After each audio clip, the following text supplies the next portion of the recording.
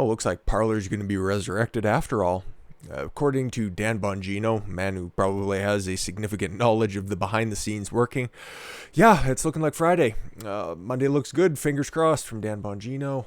Yeah, Bongino went on Hannity, actually, on Friday and made the vague announcement and did some clarification when it came to the fired CEO, John Matze, as well. He's making a bunch of strange statements as well. He's claiming that he wanted to fight QAnon and clean up the platform a little bit. That led to his dismissal from the company. I don't know how true that is. Once again, that entire situation is going to get a little bit dirtier before we figure out what the hell's actually going on. But yeah, this is looking good here. Bongino joined host Sean Hannity one day after Fox News obtained a memo to employees from ex-CEO John Matze explaining why he was terminated by the company's board of directors last week. Matze alleged that he had been met with constant resistance to his original vision for Parler following Amazon Web Services' decision to put a shutdown on the platform due to failure to moderate egregious content related to the Capitol riot. For example, I advocate for more product stability and what I believe is a more effective approach to content moderation, Matze wrote.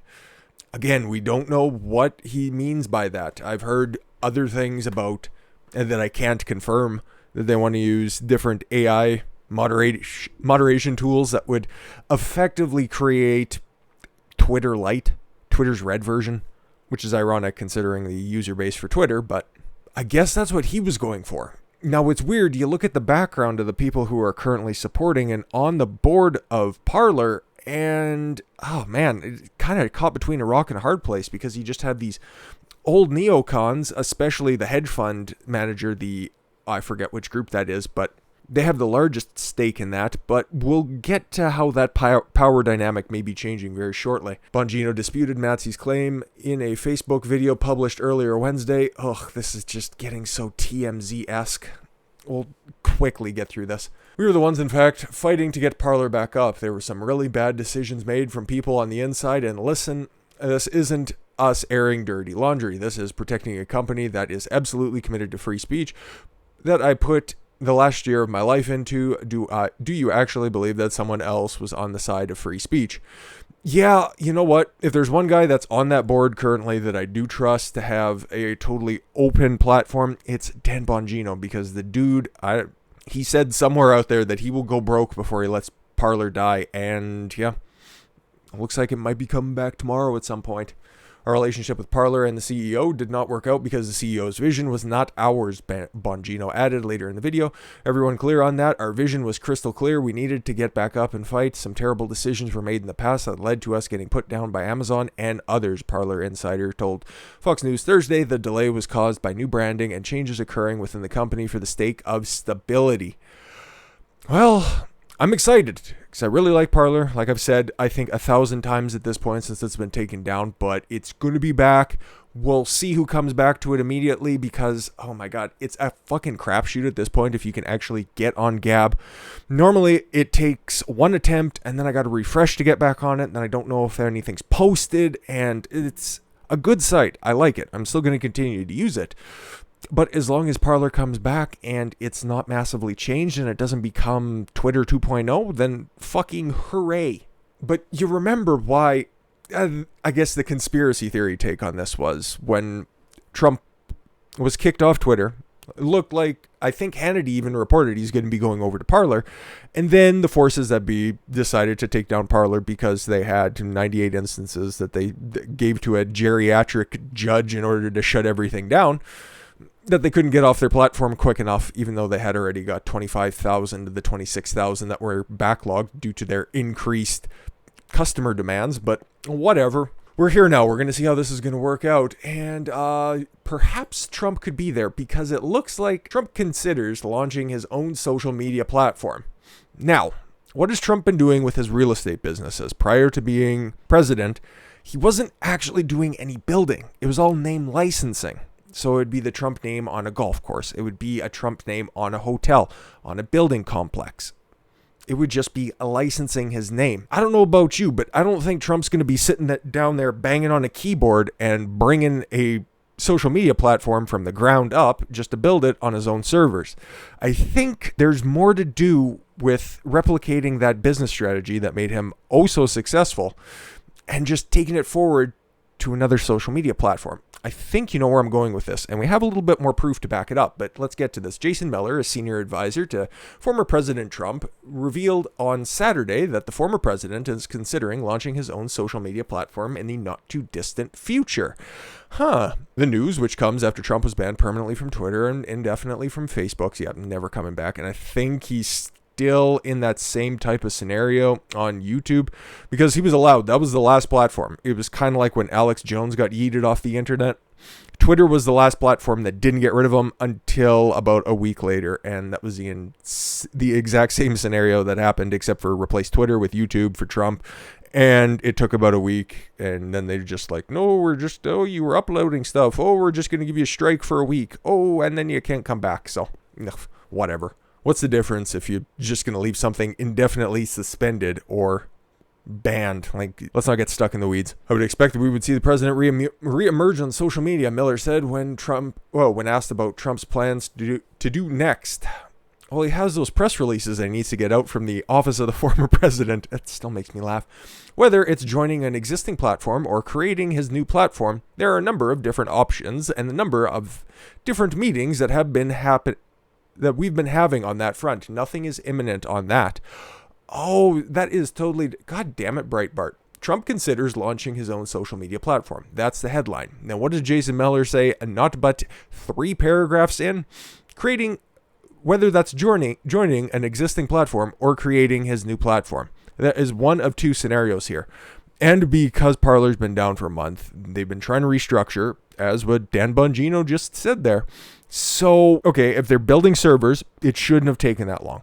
If they're looking at using an existing AI to maybe get back on Amazon servers, they were offered Amazon's AI, which I'm sure would have just eventually killed off the platform because it just would have been Twitter 2.0, obviously. Maybe they're, developing an AI program to yeet out certain terms, certain type of language, illegal content. How about we just go with that? That shouldn't have taken over a month. I think Monday will probably be exactly a month. Nonetheless, there was probably more restructuring happening. And when we reported on it a couple days ago that Parler was on the ropes, but it also could have meant that firing the CEO could mean that there's a little bit restructuring happening behind the scenes, and therefore they could be coming back. And that restructuring behind the scenes could very well involve the orange man in question, because this is also from Buzzfeed, so please feel free to take this with a gigantic bucket of salt. Donald Trump's business sought a stake in Parler before he would join. Documents seen by Buzzfeed News show that Parler was offered Trump 40% of the company if he posted exclusively to the platform. The deal was never finalized. The deal could still very much be on the table if it's being renegotiated.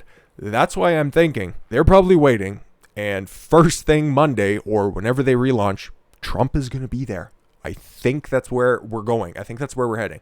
Trump Organization negotiated on behalf of then President Trump to make Parler his primary social network, but it had a condition, an ownership stake in return for joining, so name branding, name recognition, lending his brand, certifying that Parler would be the place for Trump and Trump supporters.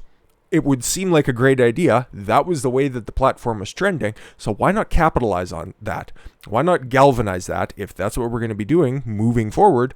I like it. And that's what Trump is doing, like I said, with the hotels, with the building complexes, with everything else, with his golf courses and such. The deal was never finalized, but legal experts said the discussion alone, occurred while Trump was still in office, raises legal concerns with regards to anti-bribery laws. I don't see why it would be the only platform that he would be eligible to go to. Well, obviously there's Minds and Gab, but much smaller. Parler was on the up and up, and I'm sure they consulted with Law Twitter on that one. Ugh.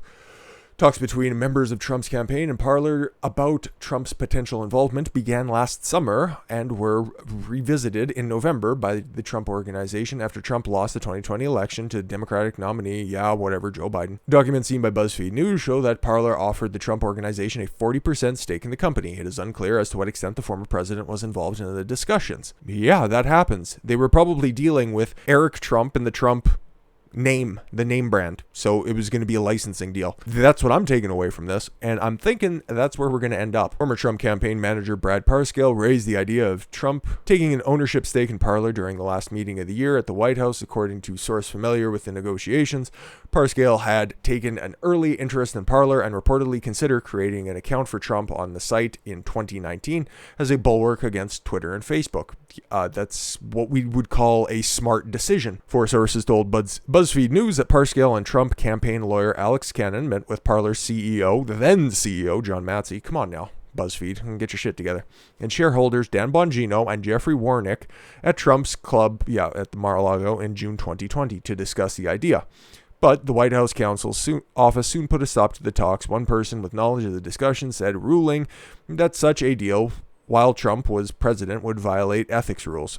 Okay, fair enough. The president was never part of the discussion. Parscale told BuzzFeed News the discussion were never that substantive, and this was just one of many things the campaign was looking into deal with the cancel culture of Silicon Valley. Parscale was replaced as Trump's campaign manager in July. Okay. Discussions were revived in the weeks following the election, according to two people involved, but the deal fell apart after the Capitol invasion. Following that event, Apple and Google removed Parler from their app stores, and Amazon was kicked off. Whatever, we know the rest of this stuff. All because nobody used Parler in order to set up their attacks on the Capitol Hill on Parler. So that's just me, I don't know, maybe gazing a little too much into the magic 8 ball and trying to put two and two together where it doesn't exist. But I'm thinking that this is very likely because there's no indication that Trump is going to gab. There's no indication that he's going to be using mines. All of his friends and allies are over on Parler, so that makes the most sense. And building a social media company from the ground up just doesn't really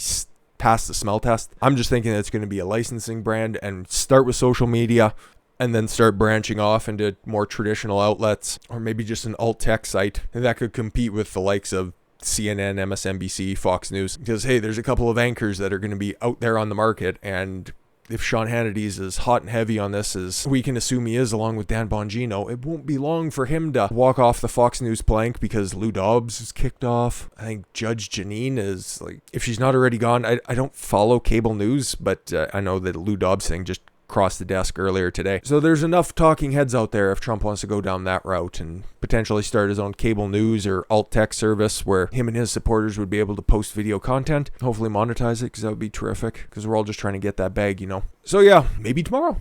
Looks like tomorrow Parler's coming back. I hope it's not a lobotomized version. I'll keep my fingers crossed and I'll keep you guys updated. And I wouldn't be surprised if we don't see some scowly faced man's avatar once again appear on a social media outlet. I thank you all very much for the gift of your time. I've been Don Consuelo. I want you to follow your gut and get after it. Take care, everyone.